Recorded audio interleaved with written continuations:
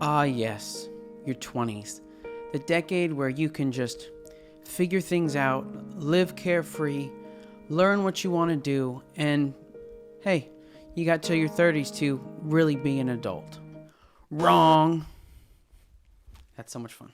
It's so much fun. Your 20s are hands down the most crucial years of your life to build good financial habits and lay a financial foundation that will benefit you for the rest of your life. Unfortunately, many people leave their 20s having made a lot of mistakes with their money. So today, I'm going to lay out 6 of those mistakes in hopes of helping you avoid making them. Now let's jump into number 1. The first mistake that people make with their money in their 20s is not budgeting. Going through life without a budget is a massive mistake. Now, it doesn't need to be a particularly complicated budget. It can be pretty rudimentary, but you need to have some way of tracking your expenses. Having a budget, in my opinion, is one of the cornerstones or foundations for personal finance.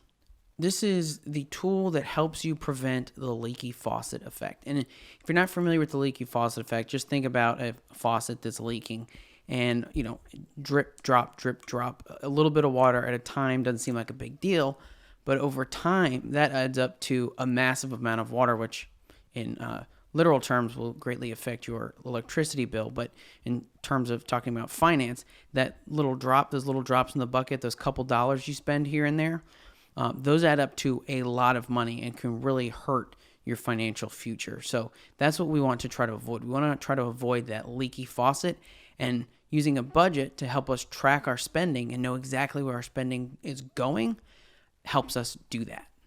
Without budgeting, you just don't have the visibility of seeing where your money is going. So you might not realize you're spending too much and you can't reel it in. Whereas with having a budget, if you're tracking it, you can see, oh, I spent too much on this.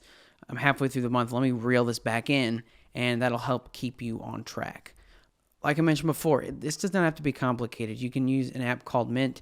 It automatically tracks your spending. All you have to do is link your bank account to your Mint account, and every transaction that you make, it'll record it and automatically categorize it for you. Now, it's not perfect. You will have to manually go in once in a while and just make sure that your purchases went into the right category. For example, if I go to 7-Eleven and get gas, very often it considers that fast food instead of gas, so I'd have to manually go in there and change it. But it's very straightforward, very easy to use, and it's a great way to budget without having some fancy spreadsheet. It does 90% of the work for you. A final word about Mint. They're owned by Intuit, who also owns TurboTax and QuickBooks, so they're a big and very trusted name in the industry. The second mistake you youngins make with your money is not having an emergency fund. Bankrate.com recently did a survey that found that only 39% of Americans could afford a $1,000 emergency. The others said that they would either have to borrow from a friend, put it on a credit card, or cut out some other expense to be able to afford it.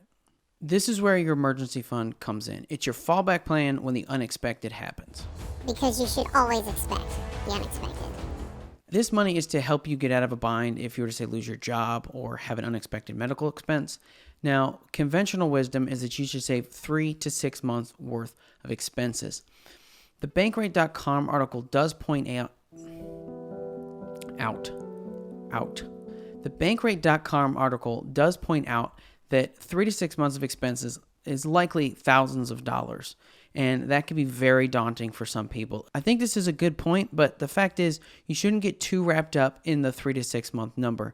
You should strive for saving 3 to 6 months, but any little bit of cash saved up will help you out, even if it's a couple $100. If your big goal is 3 to 6 months worth of expenses, maybe set up like mini goals along the way. $1,000, $2,000, or maybe even smaller than that, $200, $500, just depending on your income, to kind of give you that nudge to feel like you're succeeding and you're getting there, because it does take a long time to save that amount into an emergency fund. If you're interested in reading the article that I referenced from Bankrate.com, it will be listed in the description down below. Money mistake number 3. Only paying the minimum balance / accumulating credit card debt. This third mistake is kind of a 2-for-1, so you're getting a lot of bang for your buck here on number 3, except This whole video is free, so who's counting? If you do either of these things, you are handing your money over on a silver platter to these big banks. If you have debt with an interest rate that is higher than 4 or 5%, you need to pay that off as quickly as possible because it is costing you so much money. The fact is, these banks, they want you to pay the minimum because that means more money in their pocket. If you only pay the minimum, that means that you're going to pay so much more in interest than you over time than you would if you just paid that thing off either right away or very quickly. In some cases, if your balance is high enough, that minimum payment will only be covering the interest accruing on that purchase. You won't be paying down the principal at all. If you're not familiar with that term, principal is just the amount that you spend, that you put on it. So if you spend $100 on your credit card, the principal would be $100. And this wouldn't be the case if it's $100, but in some cases, with the balance being high enough, you wouldn't be paying down any of that principal if you're just paying the minimum balance because that interest would be accruing so fast. Credit cards are excellent, but you have to make them work for you and not the other way around. Utilizing credit card rewards and bonus offers can save you so much money doing nothing other than just buying what you already needed to buy, such as food. But you have to pay it off at the end of the month, every single month. Otherwise, you're just throwing money away. All right, rolling into the last 3 mistakes people make. Make sure you stick around because these 3 are going to be the ones that are going to cost you the most amount of money if you make these mistakes. Number 4 might seem a little weird after having said what I just said about number 3, but mistake number 4 is not having credit. I know, I can explain, just bear with me. The world, especially the United States, runs on credit. There is no loophole for that. So you need to have credit. And if you don't have credit because either you're scared of it or you've been scared off from it because of mistakes you've made in the past, that is another mistake. Here's the deal. When you go to get a loan for a house or a car or anything you might need a loan for, what they're going to do is they're going to check your credit history to see if you're worthy of a loan. And if you don't have any credit history, good luck. You'll either be flat out denied for that loan or you'll get a far less favorable interest rate. Or you could get your parents to co-sign with you. So welcome to adulthood. The point is you need to have credit to have credit history. Well, you need to have good credit to have good credit history. So here's what you need to do. If you don't have a credit card currently, you need to get one immediately. And what you need to do is just put small purchases on that credit card, especially if you're afraid of racking up credit, which you should be. Maybe just buy gas on the credit card or just buy food on the credit card and make sure you pay it off every single month. Again, just like I said in the previous mistake, you need to make sure you pay that thing off every single month so you're not paying any interest on it.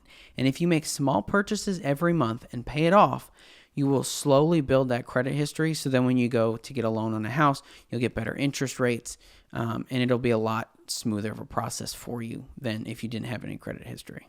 But I have to make sure I'm clear here. Be careful with this, okay? You want a credit card. You want to build credit history, but you don't want credit card debt. So if you're someone who thinks that you might have a hard time controlling your spending or it may get out of hand, be extraordinarily careful and make sure you're making very small purchases on that credit card and maybe default the rest to just paying cash. So be careful and pay it off at the end of the month. Money mistake number 5 is not investing your money. There's a reason why the rich get richer. It's because they take their money and they buy assets that will produce more money. Then they take that money and buy more assets that will produce more money. Now, this principle can be applied to everybody. You don't just have to be rich. The concept is the same.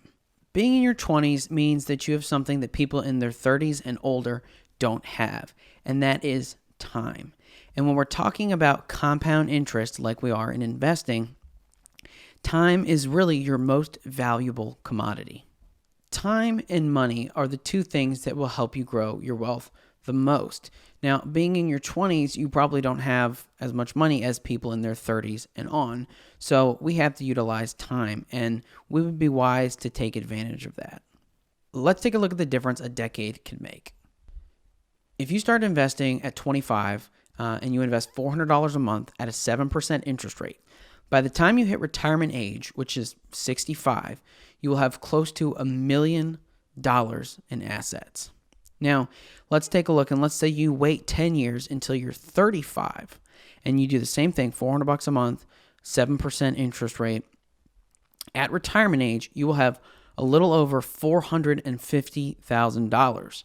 That's roughly half just by waiting 10 years.